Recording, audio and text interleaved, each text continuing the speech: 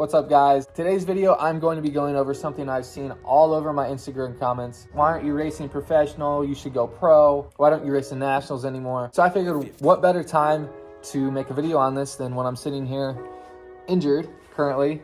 So this is why I quit racing professional motocross. So from like early age of like 13, 14 years old, I was the kid that did the whole training facility thing. We chased all the amateur nationals. I did that whole thing. Lived at MTF for like 3 or 4 years. Lived at Club Mex for a little bit. Trained at GPF. You know, I've basically been to almost every training facility in the nation at this point. And we chased it from age, you know, like I said, 13, 14 through age 18 or 19. I did all right. I was probably a top 8, top 10 250B rider, 450B rider. I was all right. I wasn't, you know, winning anything. I had a couple podiums. Like I got a podium in the B class at Mini O's. I had some good results at like regionals and stuff against some good guys, but that really doesn't mean anything. Amateur motocross, amateur whatever scene for a while. Turned pro in 2018. First nationals at High Point, barely squeaked into the motos. I think I got 4th in the LCQ. Did terrible. I think I got like 32nd overall. And when I say terrible, I'm saying terrible for me. I know a lot of kids just want to go out and qualify for a national. It's a pretty big achievement in itself, but for me, I was, you know, I went from racing guys like Sexton and Jordan Bailey, Forkner. I went from racing those guys and being competitive to like getting lapped by those same guys. So I was pretty devastated. Even after my first year pro, I was pretty devastated. But did the whole pro thing for a couple years, followed the circuit a little bit. I think my last national was in 2022, Redbud, hometown race. I remember sitting on the gate for the first moto and thinking like, man, what am I doing here? Like, I don't really enjoy this anymore. You know, I'd had some pretty tough injuries in my career. Like, I wasn't really trying to go through that anymore. Even though, as I started this video off, I have a broken foot. I will explain that in a later video. I was pretty over it, and I was also getting involved in business and stuff at the time with the MX Soccer crew and, you know, getting involved with that. And in turn, that's where I was making a living. I obviously wasn't making a living riding a dirt bike. Like, that was just no possible way, right? The pro nationals, I think my last national at Redbud, I made $400 total. I don't know what I got, like mid 30s. I did not do good at all either. But I think I came home with like $400 total. It was pretty pathetic, and I didn't really have any sponsors paying bonuses or anything. I definitely wasn't getting paid to wear gear or ride a bike or whatever. I wasn't getting paid at all. Like, I made $400, and you know, I was back on the computer on Monday, right? And sorry to interrupt, but I thought this was the perfect time to announce the sponsor of this video, Motocross The Game. Now, before we talk about anything about the game, I'm gonna let the trailer roll right now.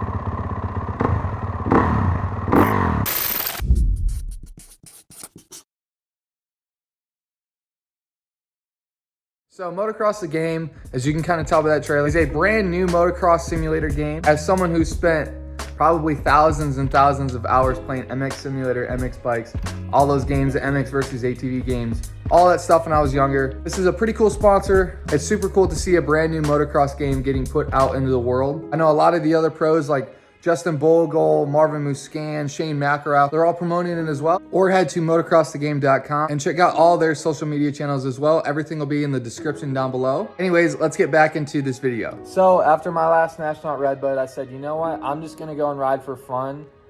I had a little bit of traction picking up online with a couple cool like little videos, but it wasn't anything near to what I'm doing now. But I took it and I was like, you know what? I'm just gonna take this, whatever short momentum I have online, I'm gonna go and ride for fun. I'm gonna spend a couple $1,000s and get some jumps built in my backyard, and I'm just gonna go and have fun and, you know, kind of see where it takes me. I always looked up to riders like Tyler Behrman, who used to race.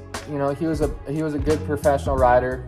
He made a couple mains and stuff, and he, said, screw it, I'm just going to go have fun. And he took off. He was winning X Games. He was, a Red Bull athlete. He was basically getting paid to ride his dirt bike. And I was, at the time, I think I was 20 or 21, just looked at that and I was like, man, I really want to be like that guy. Like, that guy is so cool. And I want to take that career path.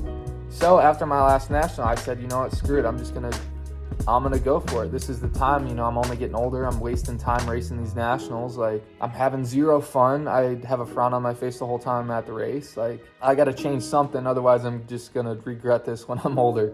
So I just made the jump and went for it.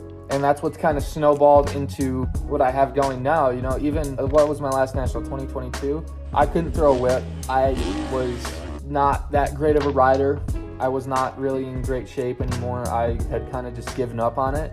It took a lot of mental fortitude to kind of change that and say, screw it, I'm going to try and turn around and be like one of the best guys in the world at free riding. A lot of people kind of look at that as like, oh, these guys just go and ride in the hills and screw off all day. Well, maybe most of them do. There's a certain, couple of us that have really taken it serious, and we really are trying to catapult it into another way of riding your dirt bike competitively. Maybe not competitively, but in a way that you can make money, you can get sponsors, you can get paid. It's advertising, you got social media is so big now. I'm literally making this on social media, right? Social media is so big now that you can do that stuff. And I realized that after my last race that I was, I had the opportunity. I was starting to get a little bit of traction. I just kind of had to completely do a 180 and figure out how to get to the point where I can do that. And no, I'm not super interested in doing the freestyle stuff and the tricks. I almost look at that as like a completely different thing than what I'm even doing. Those guys go and ride the shows and do the back flips and front flips and all that crazy stuff. That's not me. I'm still a racer at heart. I just like riding my dirt bike for fun. And I like making it look fun, and I like making it look cool. That's my only thing. That's why they call it free riding. You can go at it however you please. But I realized I was starting to kind of pick up some traction, and I just ran with it and kind of forgot all the racing stuff. Racing is so hard on your family, financially and mentally. You guys have to give it everything as a group thing, as a group effort. You have to give it everything. We just weren't really into that anymore. So I started to, kind of pick up the free ride side of things. Learning how to do a whip was my number one. I really had to figure that out. I couldn't whip worth a crap, which is crazy to say now because of what I can do now. And, with traction online comes opportunities to make a little bit of money. I know Instagram was paying for posts at the time. TikTok was paying. I hadn't even started a YouTube yet, but I, gradually kind of got into that.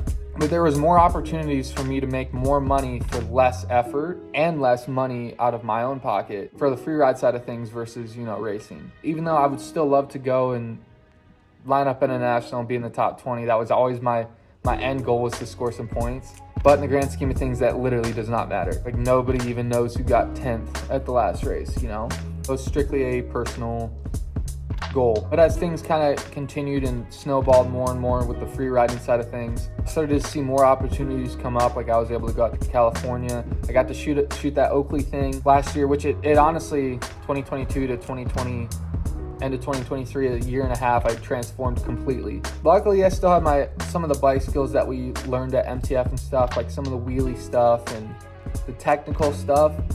I've been fortunate enough to learn that at the training facilities and been able to turn on and kind of apply it to what I do now. But I've been having more and more opportunities come up. I'm not there yet. I'm still kind of chasing after getting into X Games, chase the X Games gold medal. Best whip, obviously I'm not doing best trick or any of that stuff. But like I said earlier in the video, I always looked up to riders like Tyler Behrman, what he has done and transformed himself into life after racing and his motocross career after racing. And that's kind of always what I've aimed to do. I don't want to be that guy doing double backflips and stuff. Like, that's not me. I always just wanted to go out and put out content and videos that make people want to turn around and ride. Even this has opened up doors for me to get involved with like Stark Future, and those guys have been awesome. I know a lot of people have some strong opinions about those bikes, but they have opened up doors for me and a couple other riders that we wouldn't have had otherwise. And those bikes are absolutely amazing. After you get used to them, they're the best bikes I've ever ridden. I at least for whip stuff, I will never ride a 450 again, that's for sure.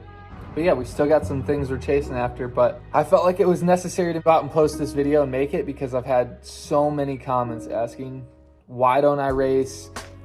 Why am I not racing anymore? Have I ever raced? You know, things like that. So I wanted to go out and just put that out there. So just so this information's out there. Not to mention what I do now is 10 times more fun than going out and, you know, doing 235s a day. That was not fun. I do not miss that at all. Eating roost was not fun. Well, I don't know. Sometimes I kind of miss like getting in a good battle, but most of that stuff, at least I personally didn't really enjoy it. So anyways, thank you guys for watching. If you have any questions about anything, feel free to drop them in the comments. I'll be reading and responding to every single comment that I see. Make sure to like, comment, subscribe, all that good YouTube stuff, and I will catch you guys in the next video.